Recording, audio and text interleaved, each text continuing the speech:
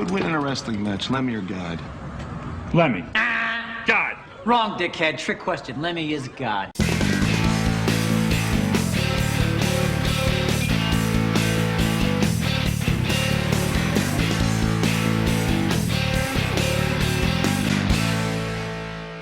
Hello and welcome to TheAIbumMan, and after a health scare, the indestructible metal legend is back with a new album, Bad Magic, and I for one could not be more glad to see Motorhead celebrate 40 years of speed metal goodness with a new release. Without Motorhead, there would just be an ace of spades shaped void in the metal world that no other band could really fill. I mean, what modern metal band can really come close to the unabashed, really fast blues rock and roll Motorhead? What band can boast a discography just this consistent?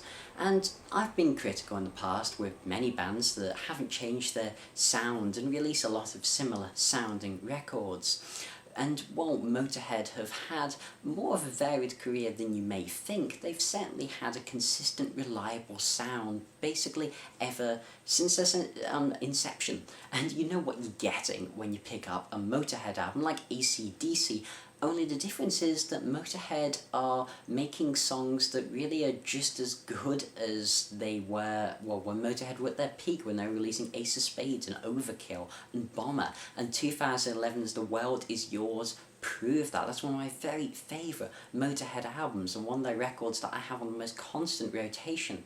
Though in 2013, Aftershock, for some reason I did not review it. I don't really know why, to be honest, but it didn't click with me in the same way. It just appeared to be more filler. I think it was a bit of a longer album, and even some of the stronger songs just missed that magic that a Motorhead record should have. But it was still pretty great, and I saw them live on the last UK tour they did with The Damned, and while many expressed disappointment with their Glastonbury slot, to me live they sounded as ferocious and dangerous as ever.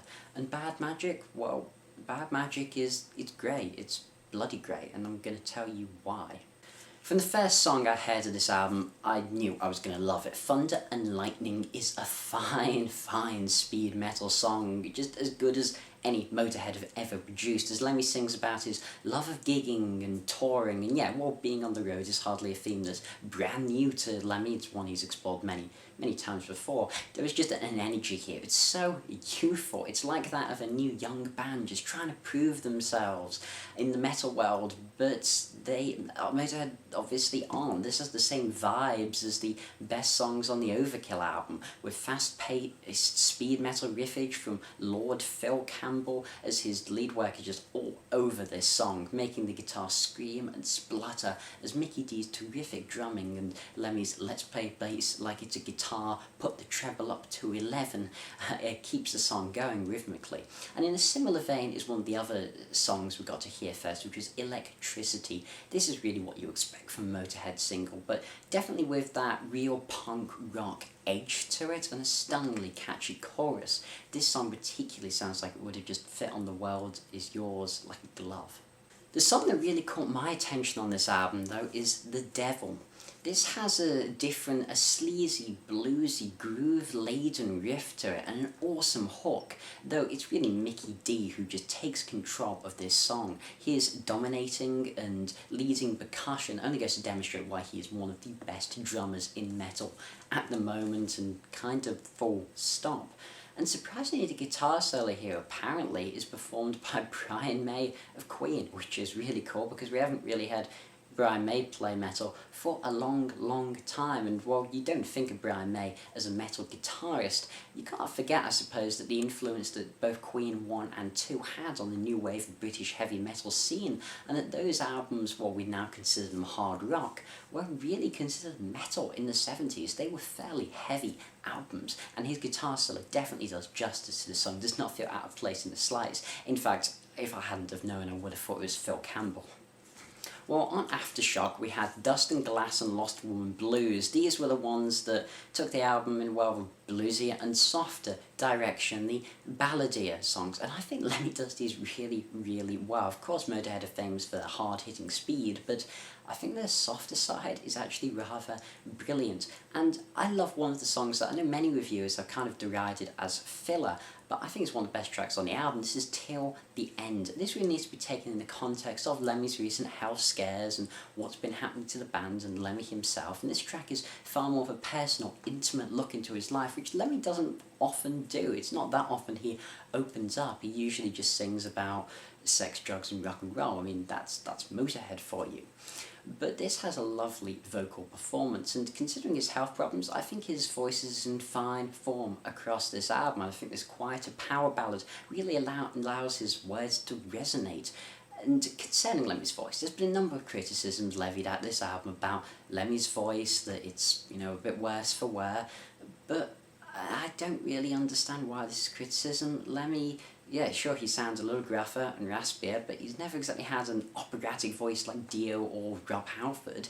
When he was 20, he still sounded like he smoked every day for 50 years, and now that he, well, has, yeah, sure, he sounds a bit rough for wear, but to me, I just think that adds a gritty realism and a genuine feeling to the emotional weight of a song like this. Sure, he's worse from wear for the life he's lived, but he'll live it to the end. Before we mention possibly the most intriguing song on the album, I would like to give a good mention to When the Sky Comes Looking For You. This has a strong, distinct groove sound going on, particularly with the rhythm section and bass, and also maybe a little bit of a swing feeling. I can't be the only one maybe feeling like a bit of going to Brazil here. Yeah, I don't think that's too far off. It's up-tempo and a lot of fun. This Phil's majestical guitar work just sneaks in and out of this track, and the chorus definitely has a whole like party anthem thing going for it without feeling too cheesy or contrived. And in those respects, I just find this song distinguishes itself from the rest of the album to a really great effect. I feel the real elephant in the room is Sympathy For The Devil, of course the classic Rolling Stones tune. It's a very odd cover. You might think on the surface for Motorhead to pick. I certainly didn't expect this song to be picked by Lemmy, especially as it's been covered just millions and millions of times before. It's a really hard song to bring new life into. It's kind of like beating a dead horse. And the lyrics in this song, I think you've got to consider in why Lemmy picked this, because I think that's interesting. Of course, they're very contentious. There's a lot of different interpretations that can be applied to it, but in my opinion, the song is clearly from the point of view of Lucifer, and it's really just saying not to blame like supernatural entities for the bad things that happen, but that man should really look at themselves in the mirror and blame themselves for being the root of most of the evil in the world.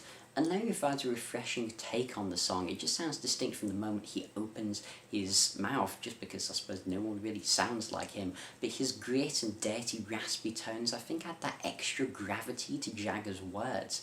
The music is a rather respectable rendition with the same backing vocal, you know, the classic woo woo woo, and I can't sing, you know, and the fantastically recognisable percussion, which is adequately handled by Mickey D.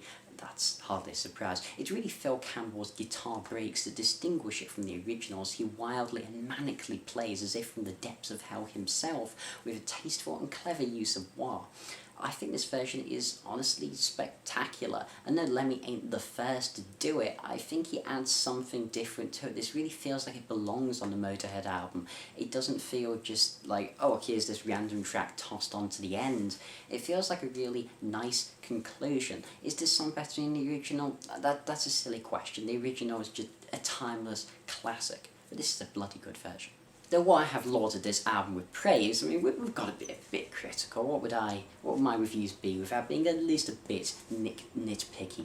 So there is a bit of filler on this. The songs that particularly scream out to me are, well, Choking on Our Screams, which sees Lemmy dig out his real baritone like he did on Brotherhood of Man, Oh No, The World Is Yours, and this feels like a bit of a rehash of that kind of song. Aside from Brotherhood of Man had a far catchier, hawkish, stronger melodic presence, whereas this is rather plain, unmemorable.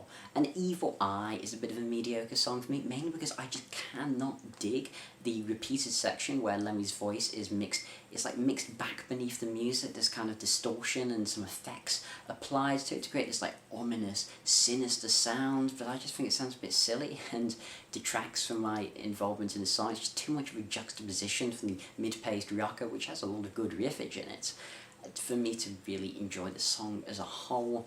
But honestly, when the song's as classically Motorhead as Victory or Die, or typical for Motorhead lyrics as it gets with Teach Them How to Bleed, this is just really, really enjoyable for a Motorhead fan and metalhead like myself. Of course, I recommend you go and buy it and play it louder than everything else. An 8 out of 10, a bloody solid Motorhead album with a lot of punch. Lemmy may be in poor health, but he's determined to go out kicking and screaming with a bang and a vengeance. This has been TheAIbumMan. Thank you for watching my review of Motorhead's Bad Magic. Comment, rate, subscribe, and as usual, long live rock and roll.